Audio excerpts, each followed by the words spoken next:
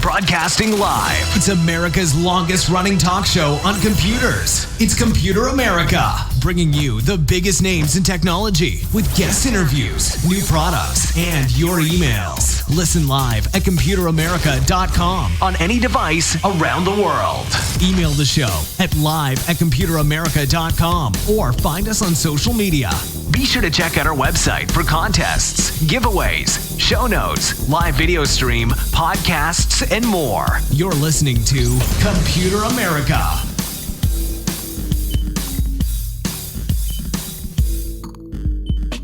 Hello and welcome everyone into the Computer America Show. We are the nation's longest running, nationally syndicated radio talk show on computers and technology. Everyone, how you doing? Hopefully you're doing well and you're a little bit less stressed, or in some cases more stressed. Depends on how you handled the situation yesterday.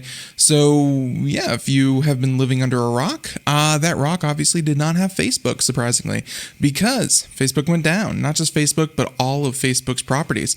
And you know, we're going to dedicate just a little bit here to a couple of Facebook stories. That will be in the first part of the show because I want to, obviously yesterday we had a rerun of the program, and today we have a better kind of guess. And yesterday we had kind of speculation. Now we have official statements as to what happened. So if you are curious, hey, stick around for that. And if you're curious for anything else, hey, we're going to have a lot of other things to talk about. So everyone, welcome into the program, computeramerica.com. That's where you'll find everything, past shows, future shows, show notes, articles, reviews, podcasts, all that and more. Of course, you can find that at our website, including contests and giveaways. I should mention that as well. Also links to social media. Find us on social media if you'd like. That's the best place to keep up with on what we're doing, and yeah, just give us a follow, give us a like, helps us a lot. And of course, wherever podcasts are heard, give us a review. That would be helpful as well. Now, with that being said, if you're listening to us live on IRN, we appreciate you so much, and welcome into the show yourselves. Why don't we go ahead and get started with computer and technology news, and that's brought to you by Computer America. So here we go. Not that one, this one. Perfect. These buttons, you think I know which ones to press by now. All right, everyone, let's go ahead and get started with the biggest topic of the day, and that has to do with Facebook. And yeah, I think, let's see. So we're going to start with this one from The Verge, and then we'll branch off into some other articles, make sure that we didn't miss anything.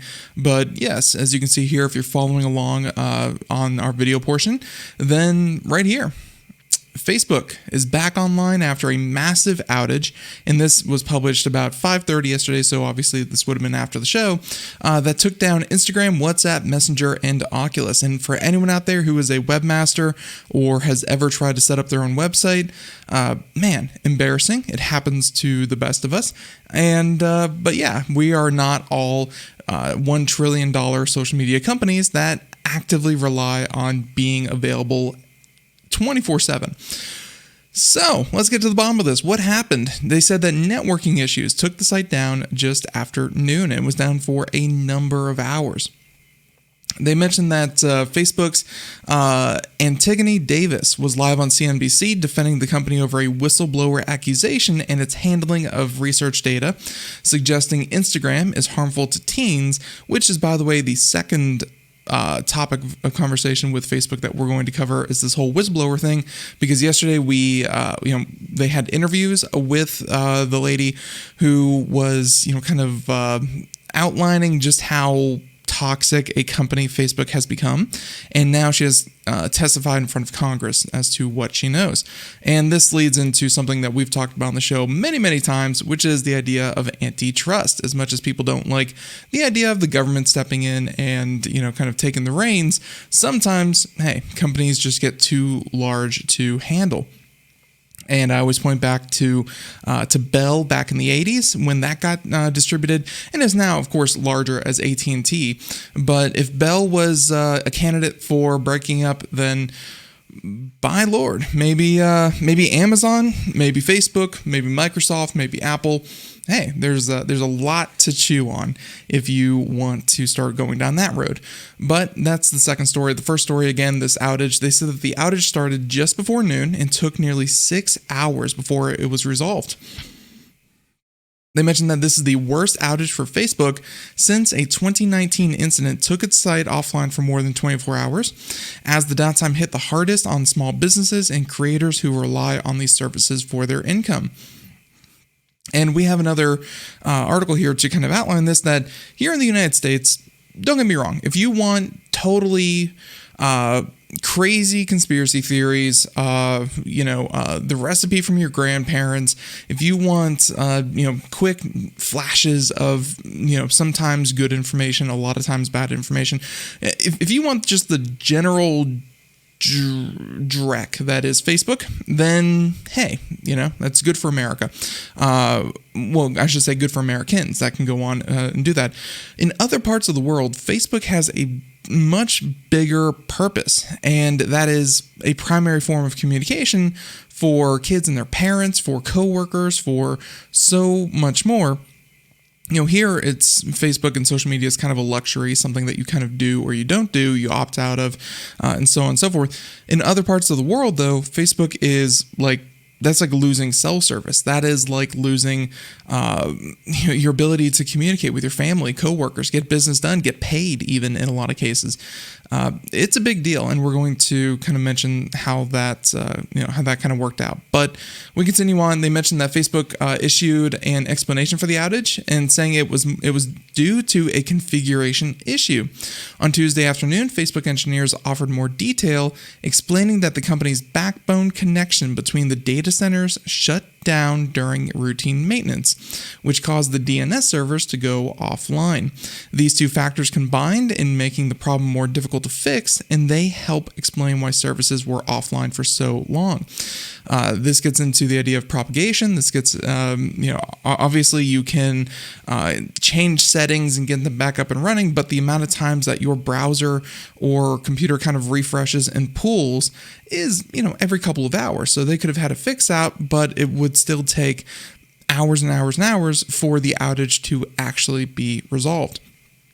I truly believe that the network engineers that work at Facebook are some of the best engineers in the world. Clearly, that is a massive operation of data management, user accounts, and just general networking. And yeah, they would only hire the best. And hey, it happens to us all. Now, they said that Instagram.com was flashing a 5XX, so instead of like a 404 page not found or something like that, or 503, which is like server not found or whatever. They mentioned that while Facebook's site merely told us something went wrong, the problem was also affecting the virtual reality arm, Oculus. And that's the scary part, is that, well, not really scary, but I mean, how many times has Facebook really gone down? I mean, 6 hours in 2 years. I think a lot of companies would love to have that kind of downtime. But still, there are dedicated products, and I'm talking about the Oculus, that won't work at all. You pay hundreds and hundreds of dollars to use this device and the service, and the whole thing just bricks. It becomes useless as soon as that happens. And I feel like there should be some form of offline mode, but Facebook wasn't having it. They mentioned that, they did mention that users could load games that they have already installed and the browser works, but social features or installing new games did not. And that's a bit of a problem. So after failing all tests for most of Monday, a test of ISP DNS servers via dnschecker.org showed most of them successfully finding a route to Facebook. A few minutes later, we were able to start using Facebook and Instagram normally. However, it may take time for the DNS fixes to reach everyone. If anyone out there is having that issue, you can of course purge your IP config settings if you want to get into that, or just wait and it will propagate on its own. It may take a little bit of time.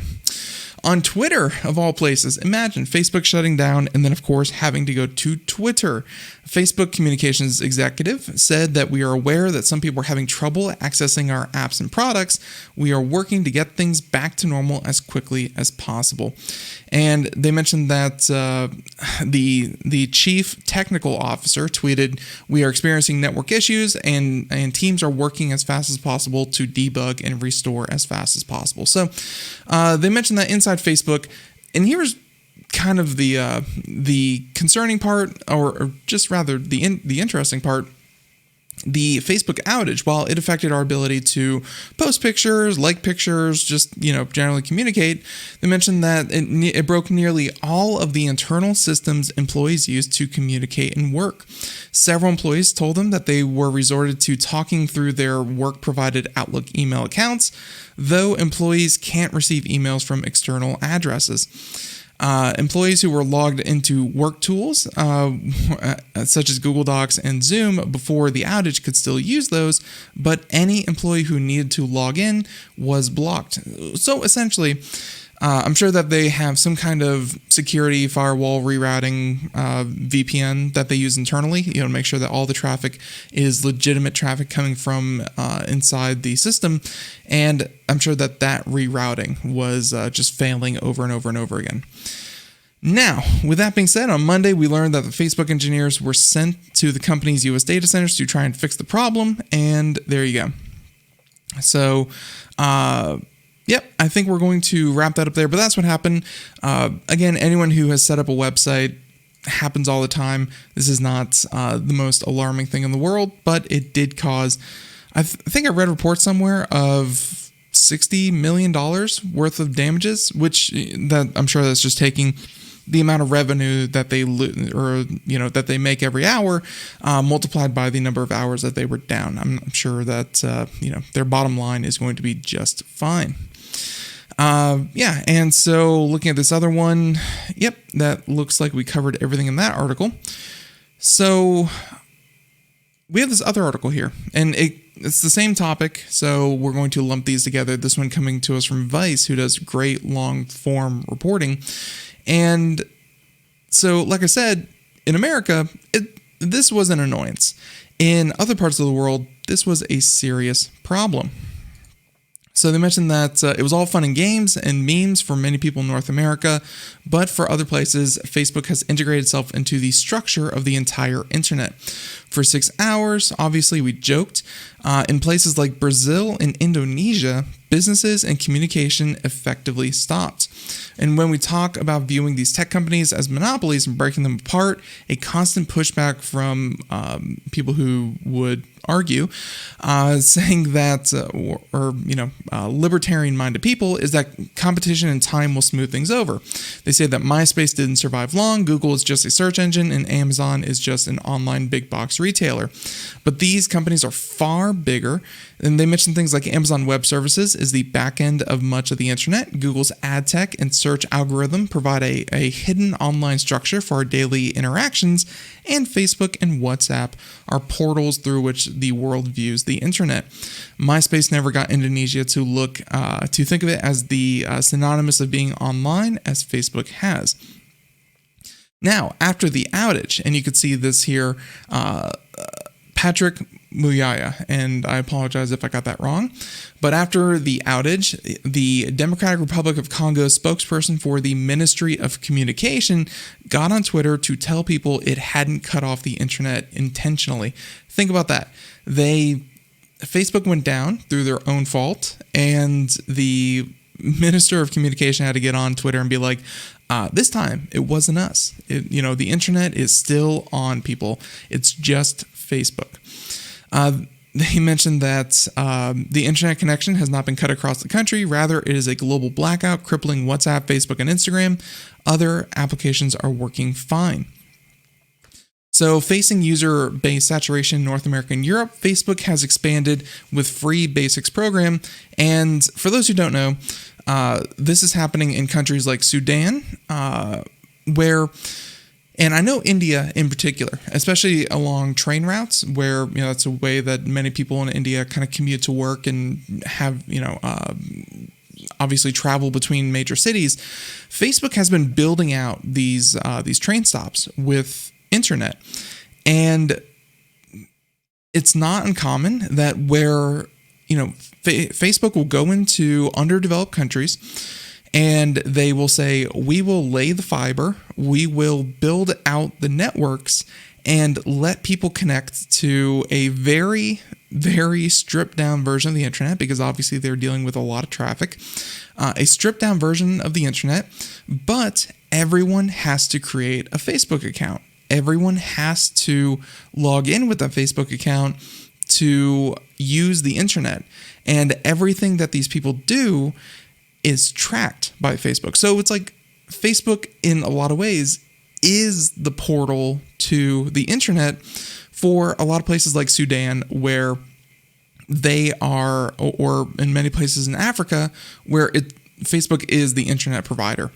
And they mentioned that it took down WhatsApp, the end-to-end encrypted service that billion of people use to communicate across the planet. They mentioned that the withdrawal from Afghanistan was largely coordinated via WhatsApp. For perspective, WhatsApp is in such common use that the Taliban began offering quasi-government services through WhatsApp as they tore through the country. Governments around the world use WhatsApp to administer services.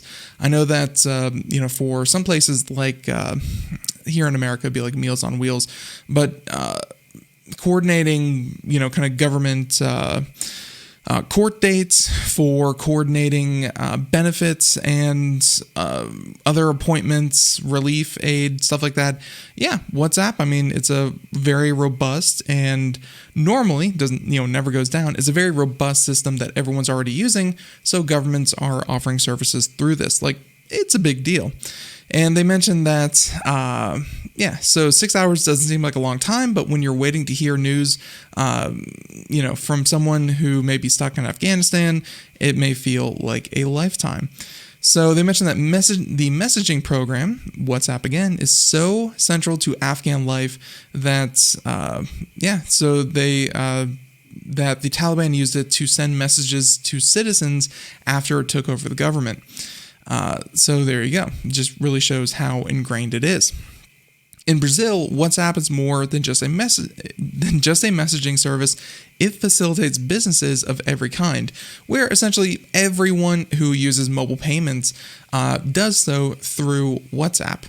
Gyms use it to track membership, and customers use it to make small purchases from shops and food stalls. It's big. It's big. So they mentioned that 6 hours isn't long in the grand scheme of things, and Facebook was able to bring itself back up, but the outage highlights a vulnerability and an opportunity. Essentially, if these governments want these services to be more resilient, it's cheaper and it's definitely a lot easier, and especially for places where Facebook is offering to invest billions of dollars into their, or at least tens or hundreds of millions of dollars into their infrastructure to actually build out their internet, it seems like a no-brainer. But that much reliance on an individual private company is going to have vulnerabilities. And again, while 6 hours over 2 years, that's not bad. It's actually very, very good. It does, again, highlight the dependence on a private company to provide vital government programs. So, yeah, just want to highlight that. So Facebook is big. And also, it kind of in a roundabout way makes a point with, that we can, of course, use to lead into our next article here. And that has to do, again, I just really like Vice. They tend to really get into the details. They have a great team of editors over there. And we can talk about the whistleblower that happened to testify in front of Congress today, just this afternoon. And so for those who don't know, there was a whistleblower. She came out and was essentially saying that Facebook can't be saved. That is the title of this article from Vice by Edward Ongwezo.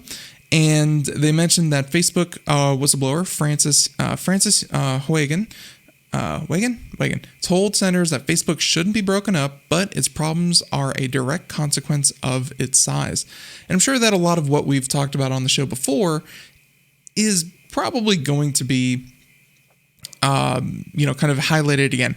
And for those who are curious, she's a whistleblower because she was the former Facebook product manager, pretty high up in designing products, bringing them to market, and kind of their continued development and success in being and make sure that they kind of do what they are designed to do. She's the one who directed the efforts that I'm sure were very data driven. So she's very intimately familiar with what Facebook does and how they accomplish their goals. Now, they said that, quote, "I joined Facebook because I think Facebook has the potential to bring out the best of us." That's what the whistleblower said. "I'm here today because I believe Facebook products harm children, stoke division, and weaken our democracy." I think a lot of people would agree with that. Facebook has certainly gotten very big, but hey, let's find out more. So again, these are her words. These are kind of her opinions on what she's seen, and obviously she's going to be able to, kind of back that up with data.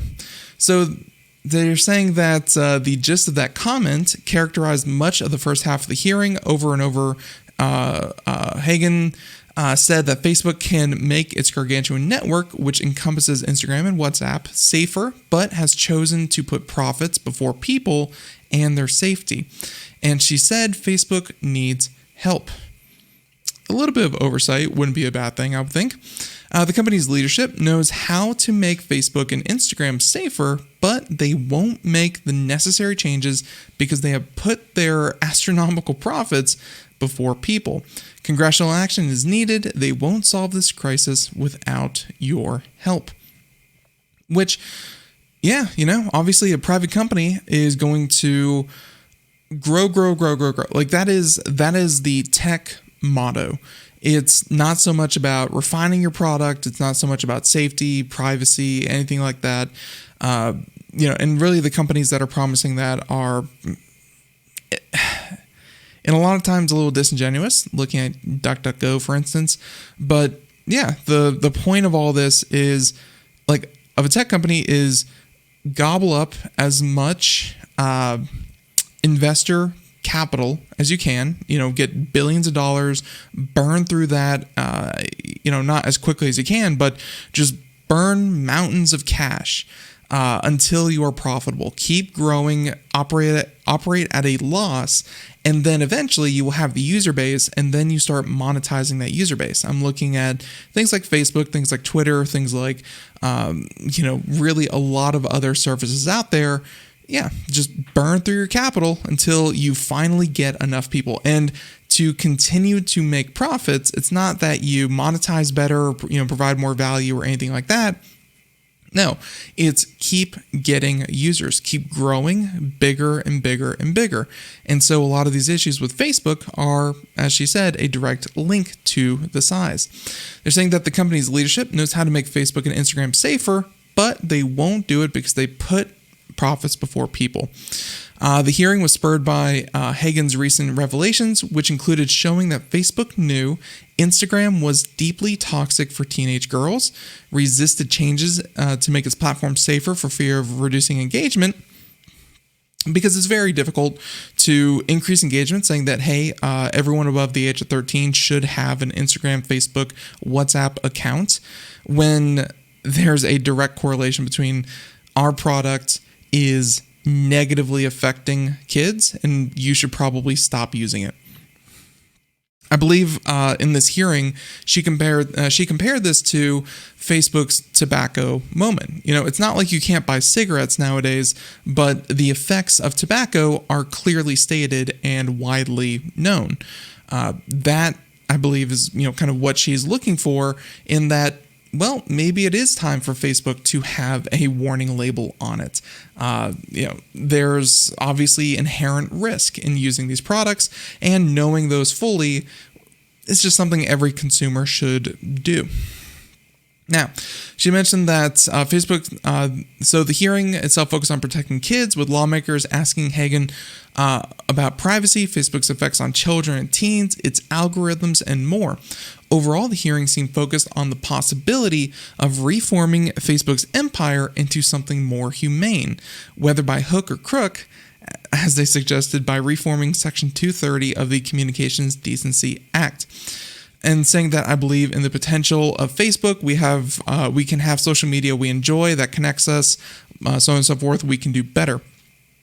So for those who don't know, Section 230, this is something that we have talked about at length. And Section 230 comes down to really the rule that made social media. Like, that is what really helped the internet become usable to everyone. Because, maybe online shopping might have pushed people to that, but the ability to log on and post on social media, connect with people that you haven't talked to in years, interact with companies, people, services. Social media has done so much to grow the user base of the internet, and Section 230 facilitated the rise of social media. Like, it pretty much made the internet, where Section 230 protected Facebook, MySpace, Twitter, any service that had users, messaging boards, forums, AOL, chat rooms, anywhere that posted information, as long as there was good faith policing. And of course, there is a lot of leeway, a lot of wiggle room.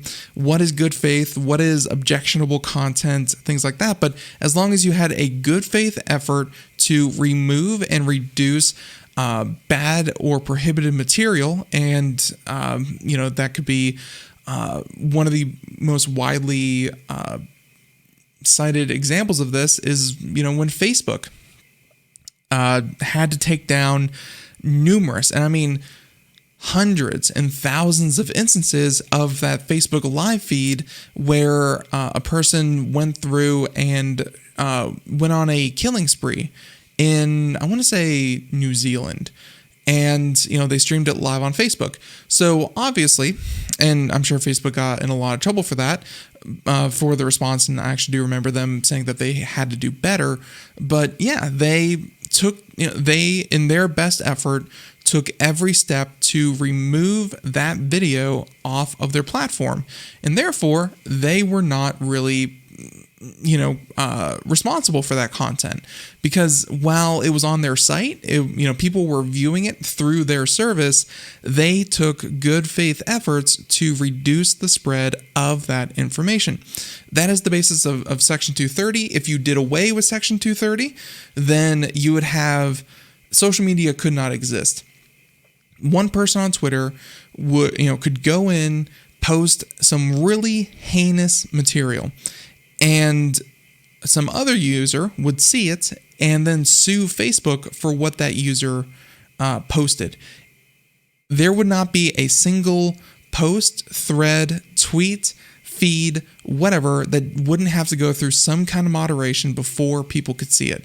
And if you think there is a lot of moderation and censorship going on now, the complete abolishment of Section 230 would either lead to that, or it would lead to a common carrier status, which is the other end of the spectrum, which is where Facebook, Twitter, Google, all these services would have to become kind of common carrier. They would have no moderation whatsoever. Anything that you could find on there, think of the dark web. Anything and everything could be found on there. It is not their responsibility to take anything down, and it is the user's responsibility to kind of navigate that safely. And so, fake news, horrible atrocities, really just awful stuff can spread with no regulation whatsoever. These are, obviously there's two ends of that spectrum, either complete crackdown or complete breakdown of any kind of moderation. And Section 230, means to be somewhere in the middle.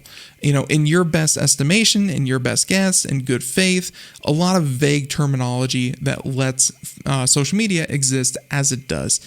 And so she's calling for a reform to those rules. What does good faith mean?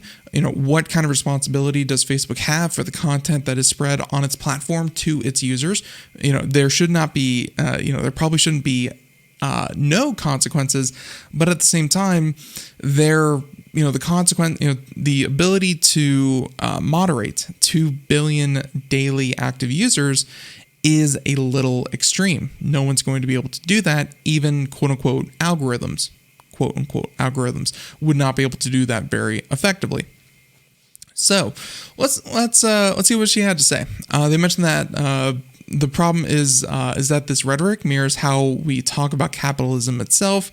Reformers often say that capitalism might be good if it used less surveillance, or if it's just a bit nicer to people. But capitalism can't be saved, and neither can Facebook. Again, that gets a little bit into ideologies, but yeah. Facebook's endless problems with the Sisyphean, there we go, task of moderating 3 social platforms encompassing billions of users have been documented for years. As Facebook ballooned in size, they mentioned that its issues with moderation only grew larger and its policies more complex and contradictory. Hagen herself alluded to this in her testimony when she said that integrity actions, projects that were hard fought by the team trying to keep us safe, are undone by new growth projects that counteract those same remedies. Counter-espionage teams were understaffed to deal with even a third of the cases that come across, saying, quote, if we built even a basic detector, we would have many more cases. So counter-espionage, there you go. These are clearly problems of scale. Facebook has had many years to deal with these fundamental issues, but was unable to for the simple reason that it never stopped chasing growth at all costs, which, as we said before, that's like a lot of other social media companies, and Facebook just did it better than everyone else. They did a lot of things worse, but you can't fault them for growth. They did that better than anyone else. They said that this could be framed as an issue of priorities that Facebook could rectify with help, but the issue is complicated when the problems exist precisely because of size. And deleting half of the Facebook users is probably not the answer.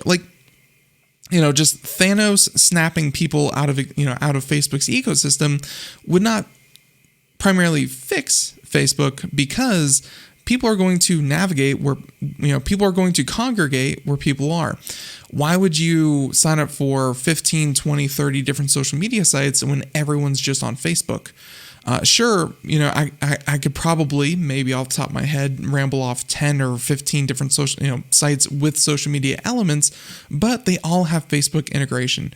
If you're a business trying to spend money, if you are a person trying to connect with people, you are going to go where the people are. And unfortunately, that is Facebook. So these issues will continue to be a problem until they have been addressed. Now, they say, take, for example, Monday's global service outage and how big of a deal it went. They're saying that, but I know that for more than 5 hours, Facebook wasn't used to deepen divides, destabilize democracies, and make young girls and women feel bad about their bodies. It also means that millions of small businesses weren't able to reach potential customers, and countless photos of new babies weren't being celebrated by family and friends around the world. By the way, so they use the service outage as a way to illustrate the harm and good that Facebook can do, but overlooks how both are more a function of its size and market power than a lack of transparency or accountability. It's Facebook.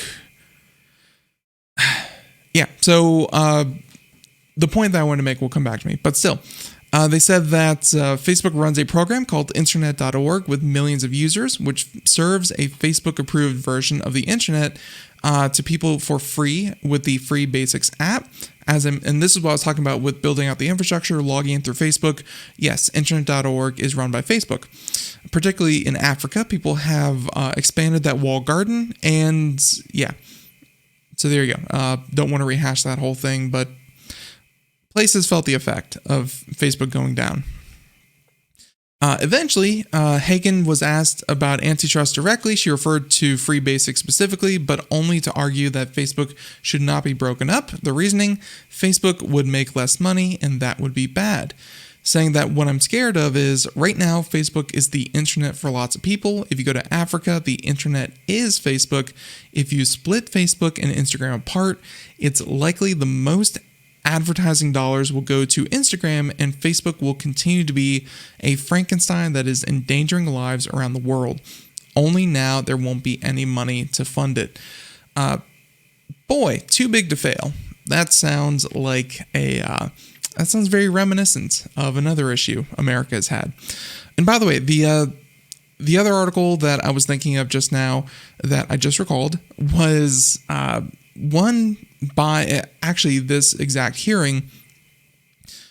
People from the offices of a particular congressman, I forget who it was, but still, there was a congressman who set up a 13-year-old girl account, like the office did, just to kind of explore Instagram and see how Facebook treated someone who was supposedly a minor on the platform. And they mentioned through some searching and some likes, they were recommended extreme diet accounts. And these are things like, Forever Starving. There were accounts that were specifically aimed at promoting bulimia, particularly, starving yourself to get the body that you want. And again, this was on an account that was created explicitly for this purpose to see if Facebook was doing a good job of moderating the accounts and, kind of the rhetoric that is being spread on its own service. And obviously, they found them. They were actually recommended to them.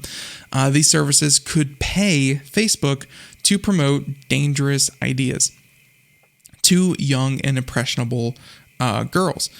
So clearly, like I said before, finding a way to monitor 1.2 billion accounts and picking out the 10,000, 50,000, 100,000 of that 1.5 billion, like that's 0.01% of those accounts, picking those out of the crowd is not impossible. Clearly, when you see them, there's an issue. But finding them is a needle in a haystack, and I'm talking a haystack the size of Earth. It is really hard, and they will always, always, always, always slip through the cracks. That's an issue. That's an issue that's going to affect everyone going forward. Facebook has experienced years of intense scrutiny over the exact issues that are being discussed and has only succeeded in making its inherent problems worse. During the hearing, Hagen compared fixing Facebook's issues to mandating that cars come with seatbelts, but maybe Facebook doesn't need a seatbelt. Maybe it just needs to stop being given more chances. So we're going to wrap up this whole Facebook discussion here in just a moment. So we went from the downtime and the lack of Facebook to the future of Facebook. Kind of where do we go from here in the face of these revelations? I think that after all the conspiracy theories, however horrible and completely objectionable so many of them have been, after so much damage was done to our democracy through the 2016 Cambridge Analytica, everything that Facebook has done, after just the lukewarm response that Facebook has had to, just so many issues that highlight that Facebook, and it's kind of fair, this is the first time a social media company has had this many people. It's not like they can look back and go, oh, clearly back in 1938, this was the best way to handle this because this company did this. It's not a car company to figure out how to build cars and grow scale and deliver cars across the globe. this is a completely new endeavor, and Facebook is learning along with the rest of us. You would hope that they have a lot of people sitting in a room somewhere thinking, what's going to be good for everyone? How do we use our service to promote good? That used to be a thing for companies. How do we operate in the best interest of the company itself, in the people who work for the company? How do we better enrich our customers and our employees? And that has definitely fallen through when it comes to tech. It's not about how do we make this product better? How do we provide more value? How do we provide more good for our employees and customers? Now it's just clearly how do we get more customers, because they have, they're going to retain them. It's how do we get new ones over and over and over again. So for her to come in and say that Facebook has an inherent problem and then turn around and say, it's not time to break it up. It's going to be a Frankenstein that is endangering lives around the world, and now there won't be money to fund it.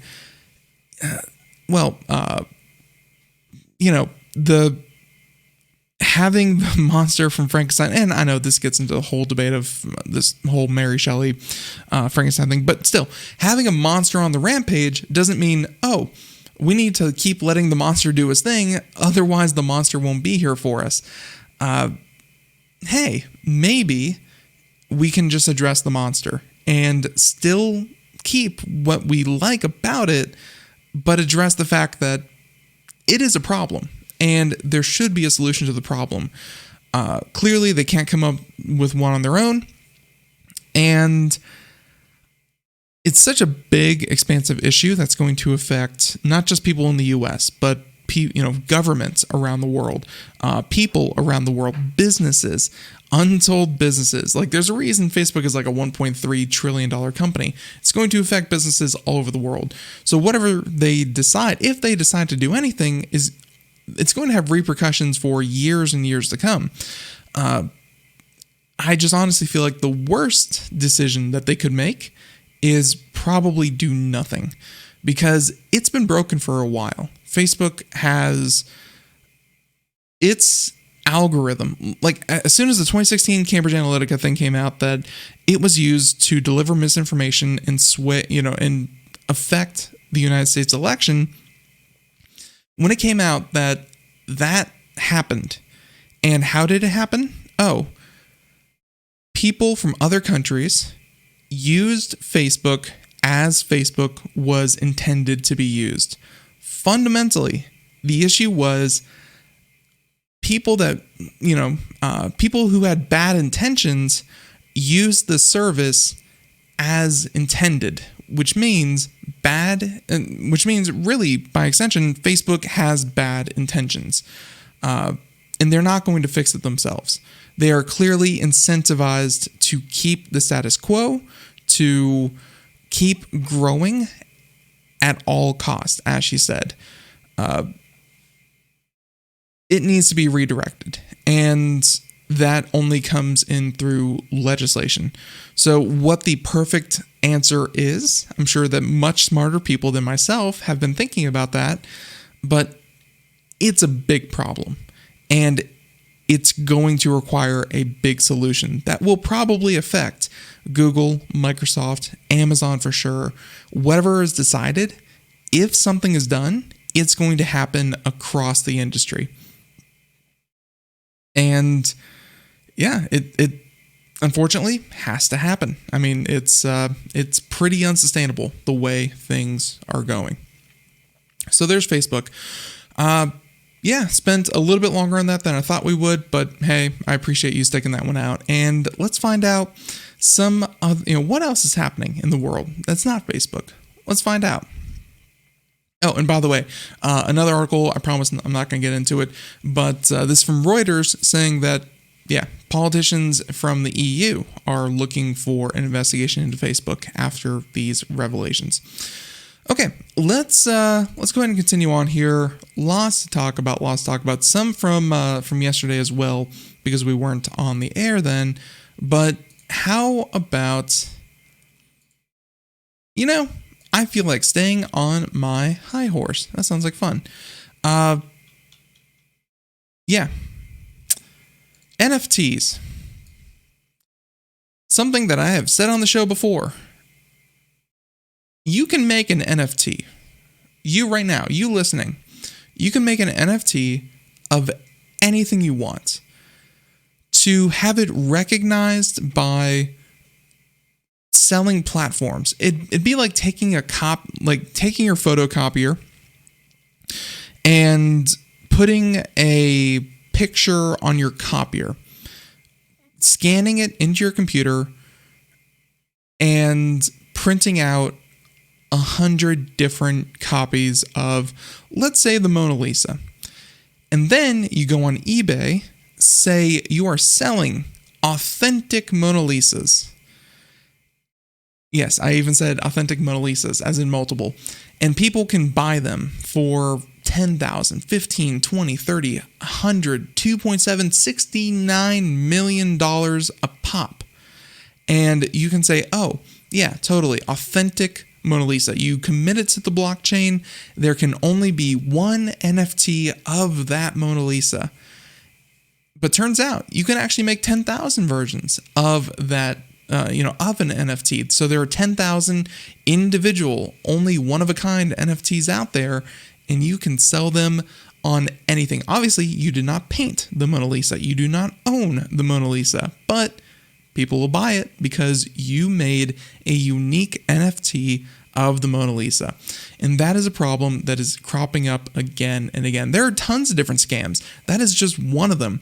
And another popular one is also called pulling the rug out, where you sell something that is inherently has no value and you run away with it.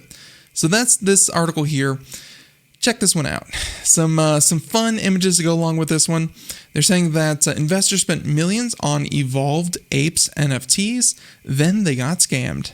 And the developer behind the NFT project, Evil Ape, suddenly disappeared along with its Twitter account. Check that one out. They said that cryptocurrencies are riddled with a number of scams. Rug pulls, a term for when developers take the money and run, are common. And NFTs or non-fungible tokens aren't immune to that old trick. So Evolved Apes, is described on NFT marketplace OpenSea. And OpenSea, by the way, if that sounds familiar, about a month ago, we did one where a gentleman who worked for OpenSea knew which NFTs were about to be featured on the homepage, and think of it as like the homepage of Google. It was going to be plastered on people who are interested in this kind of thing. He knew which NFTs were about to be featured on the site, purchased them, and then sold them after they were featured on the site for an increased value, for hundreds of thousands of dollars. Yeah, that OpenSea. So OpenSea has a collection of 10,000 unique NFTs trapped inside a lawless land. They are fighting for survival, but only the strongest ape will prevail, it says, referring to the project's much-hyped fighting game, which has not materialized. So it's NFTs, part of artwork that is, part of and sorry about that, I was just checking out the YouTube video. The fighting game has not become a thing yet. So a week after the project launched, the anonymous developer known as Evil Ape, who promised the game, vanished alongside the project's official Twitter account and website. But they left traces behind where they had siphoned off. Check this out. So they're offering 10,000 different little pieces of artwork. You can see them there on the video screen. They look like, I would say apes that have, weird haircuts, drinking stuff, same pose, copy and pasted, 10,000 different variations of hairstyle, eyewear, clothing, so on and so forth. And, so very low effort NFTs.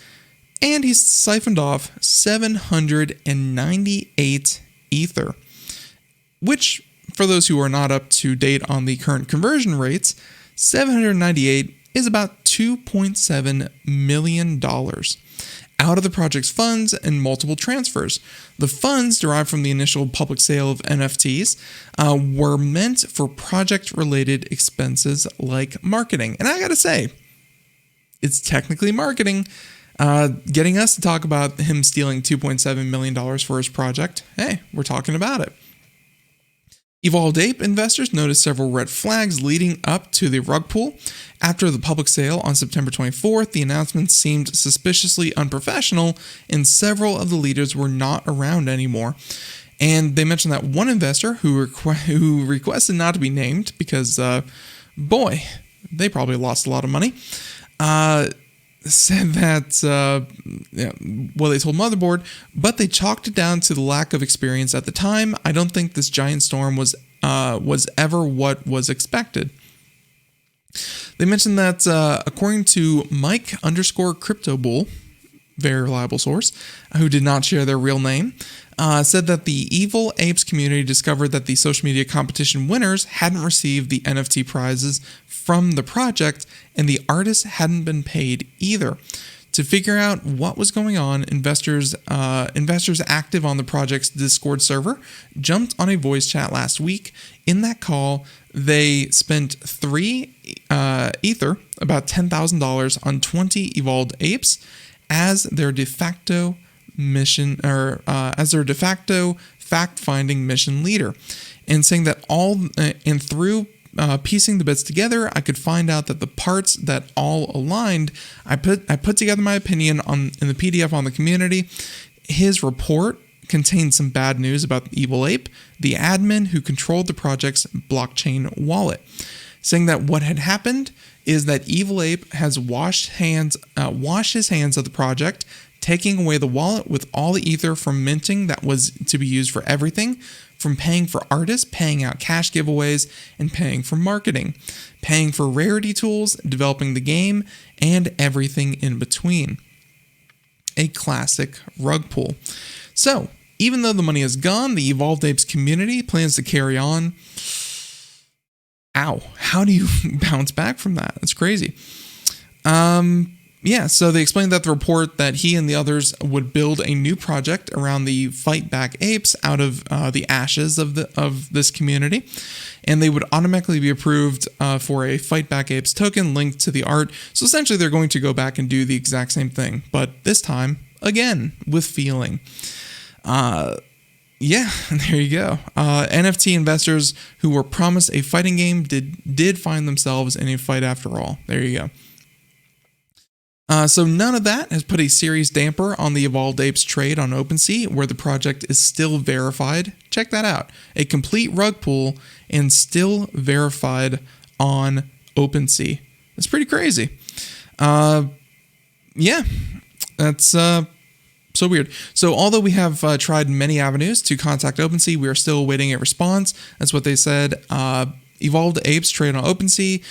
They have over 574 NFTs sales with a total volume of about $50,000 since Friday when it became public.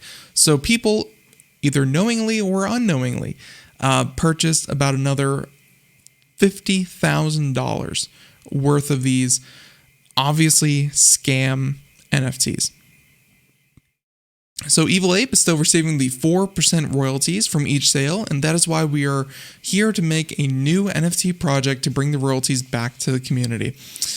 So saying that there are more lessons from this bitter experience, saying trust your gut if something doesn't feel right, he said. If there's a mistake, which happens, how it is dealt with will tell you a lot. He added that there were multiple red flags early on, saying that, but 99% of us were just blinded by the art and the promises and the potential profits we assumed would come. By the way, when you design a video game, and let's face it, I think the video game was secondary to this idea that NFTs just print money. NFTs are this new gold rush. And, it's a quick way to turn $10,000 into like millions. It's a quick way to turn $100 into thousands. When you have promises like that, it is just going to attract scammers. And it takes a little bit of technical know-how to rip off a lot of people. And that's exactly what happened here. So NFTs, there's a lot of scams out there. Be careful.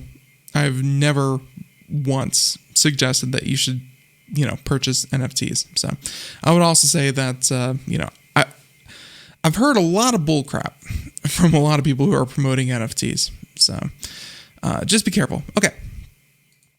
How about some good news, some uplifting news? And this is coming to us from The Guardian. But a woman has successfully been treated for depression with electrical brain implants. So depression, it's a horrible, horrible illness, and it's more than just being sad. It's more than just being, blue or glum or anything like that. No, depression is something that affects your day-to-day life and all of your decisions. It is a chemical imbalance. There's a physical part to it. As with many mental health issues, it can manifest in physical ways, or at least it does. A woman with severe depression has been successfully treated with an experimental brain implant in a stunning advance that offers hope with the intractable mental illness. Check this out. The device works by detecting patterns of brain activity linked to depression and automatically interrupting them using tiny pulses of electrical stimulation delivered deep inside the brain. That's pretty crazy. So, yeah, they're mapping the brainwave, mapping your brain signals, and interrupting things that are self-defeating, depressive thoughts, and just interrupting them completely. So they mentioned that the 36-year-old patient, Sarah, said the therapy had returned her to a life worth living, allowing her to laugh spontaneously for the first time in 5 years. And although the therapy has been tested only on one patient and would only ever be suitable for those with severe illness, the success is seen as hugely significant because obviously it starts with one and then it gets more and more funding and potentially becomes something that could be marketable. Saying that we haven't been able to do this kind of personalized therapy previously in psychiatry. They mentioned that this success in itself is an incredible advancement in our knowledge of the brain function that underlies mental illness. And that's, very true because there are people that still believe that mental illness is not a thing. That's just being sad and you'll get over it. But to be able to physically implant a device and interrupt those brain patterns and have that tangible effect shows that this is a physical malady that can be fixed with technology. And that's a really big improvement. So they said that between 10 and 30% of people with depression do not respond to at least 2 drug treatments, which is about 3 million people in the UK, which again, from The Guardian, makes sense. During the past 2 decades, deep brain stimulation has been used to treat tens of thousands of patients with Parkinson's disease and epilepsy. And that one, let's see, there's one that actually reduces the signals from your brain to your, to the nerve endings. So it stops people from, having, shaking so much and being able to live normal, healthy lives. But yeah, deep brain stimulation actually kind of replaces and fires those neurons to reactivate and hopefully help stimulate and regrow those connections in your brain to help people, actually recover from Parkinson's and epilepsy. So with depression, though, a lot of trials have ended in disappointment. A major challenge is that the brain does not appear to have a single depression area. Several interconnected areas can be in play, and they are different between people. I believe, like they said earlier in the article, this type of personalized treatment, they had to map out this patient's particular set of brain waves. They had to identify which areas were being activated when those depressive thoughts were happening. And be able to break those individual cycles. It's not just, it's not just one particular area that controls motor function. It's not one particular area that controls speech. No, it is simply just an overall self-trained loop that needs to be broken. So they're saying that we're starting to recognize some of the complexity involved in how mood is regulated in the brain, and a meticulous personalized approach paved the way for this research, as we just said. And it gets into how it was identified, how it was mapped out. And they mentioned that this happened, mapping out this depression signature that they had to do, that they had to break. They said that this happens about, this cycle happens about 300 times each day, equivalent to about 30 minutes of stimulation. The electrical pulse is not accompanied by any sensation. Sarah said, aside from a subtle feeling of alertness and positivity, saying that the idea that we can treat symptoms in the moment as they arise is a whole new way of addressing the difficult to treat cases of depression. And of course, she hopes that the work will help dissolve the stigma that comes from the black box nature of depression. Because again, it goes the other way. If it's very, very personalized to treat depression, every depressive case, every person's depression is their own unique type of depression. So this treatment would not work for everyone, but hey, maybe down the road, a treatment could be developed for everyone, on an individual basis. It's very cool. And again, just unique ways that technology is being used to help people every day. So I wanted to end on a little bit of a positive note. Hopefully that did that for you.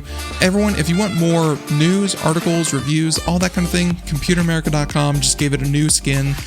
Looks great in my opinion. Check it out. Everyone, have a great day. Thank you so much. And until next time, have a good one. Bye-bye.